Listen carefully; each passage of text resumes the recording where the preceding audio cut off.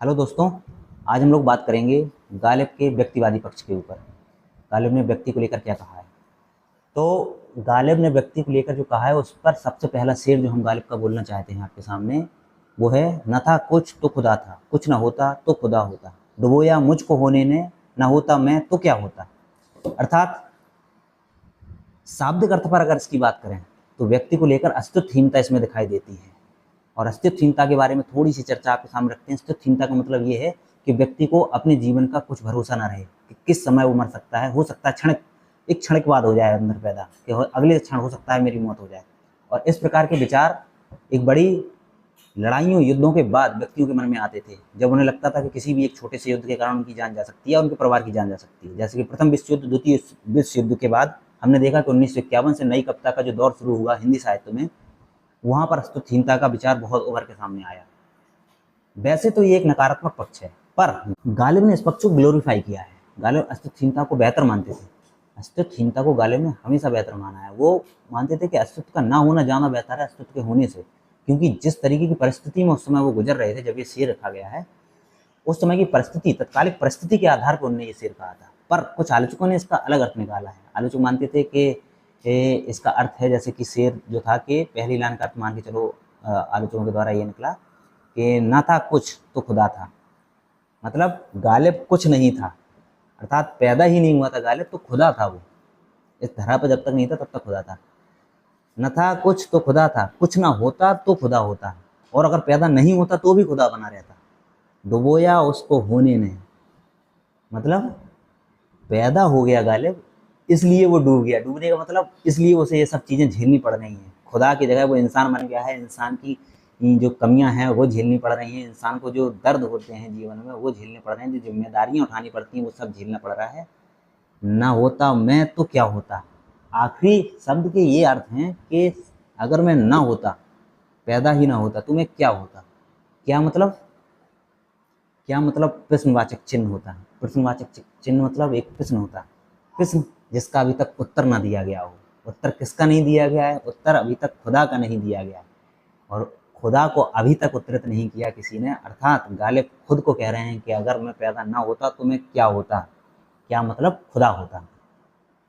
अतः हमेशा गालिब ने अस्तित्वहीनता को एक ग्लोरीफाई करके देखा है, एक सकारात्मक पक्ष के रूप में देखा है।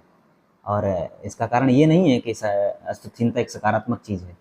अस्तित्वहीनता सकारात्मक चीज़, नकारात्मक चीज़ दोनों हो सकती हैं। ये डिपेंड करता है कि आप किस तरीके की परिस्थिति में जी रहे हैं। आज की आत्महत्या की घटनाएं अस्तित्वहीनता पर ही आधारित हैं।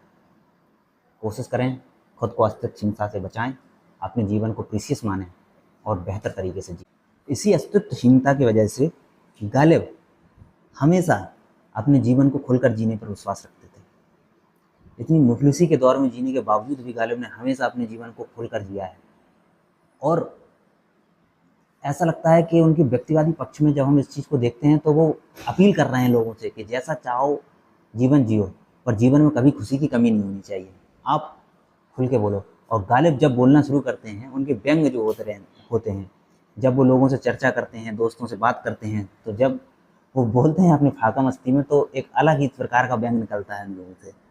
जैसे हमेशा ही उनकी ये आदत रही है, लेकिन कुछ एक दो व्यंग हम आपको सुनाते हैं उनके व्यक्तिवादी पक्ष को, जो व्यक्तियों से अपील करते हुए उन्होंने शायद कहा है कि जीवन अपना खुलकर जीना चाहिए। व्यक्तियों के लेकर हमेशा उनका यही विचार रहा है कि जीवन में कुछ भी घट रहा हो, आप अपना जीवन खुलकर जिएं और जितनी मस्ती हो सकते हैं करें, जितने खुल के बोल सकते हैं, जितना खुश रह सकते हैं रहिए। हमेशा उन्होंने ये कहा। अस्तित्वहीनता का परिणाम भी हो सकता है ये कि अस्तित्वहीनता को जो ग्लोरीफाई वो करते थे, वो चाहते थे कि ज़्यादा से ज़्यादा इस दुनिया से हट के रहा जाए। उसको चलते हुए उन्हें हो सकता है चीज़ें कही हों। और उनके व्यंग जो हैं वो कुछ ऐसे हैं कि एक बार की बात है, कहानी है उनको लेके कि वो अपनी गली कूचे में बैठे हुए थे दोस्तों के साथ, तो आम खा रहे थे। आम के बहुत शौकीन थे गालिब। इस पर हम चर्चा करेंगे, अलग से चर्चा करेंगे उनके बारे में। पर अभी जो इस विषय में व्यक्तिवादी पक्ष में उनका आता है कि खुलकर जीना कैसे किसे कहते हैं।